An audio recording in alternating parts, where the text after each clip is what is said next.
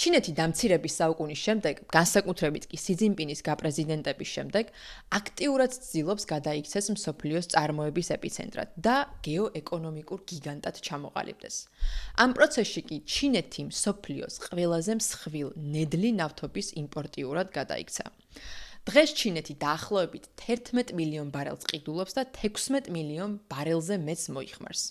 აქვე რომ განმარტოთ, ნედლი ნავთობი საქართველოს ეროვნული ბიბლიოთეკის მიხედვით არის წიაღში ბუნებრივად წარმოქმნილი გადაუმუშავებელი თხევადი ნახშირწყალბადების ნარევი. ნედლი ნავთობისაგან უამრავი პროდუქტი მზადდება: პლასტმასი, რეზინი, სასუქი, საყოფაცხოვრებო და ინდუსტრიული ქიმიკატები და ასფალტი. მაგრამ ჩინეთისათვის ნედლი ნავთობის მთავარი დანიშნულება საწვავის წარმოებაა. მაგრამ დროთა განმავლობაში ჩინეთმა დაინახა, რომ თუ ერთ დღეს შეერთებული შტატები მოისურვებდა მისთვის ნავთობის მიწოდების შეზღუდვას, ის ამას წარმატებით შეძლებდა.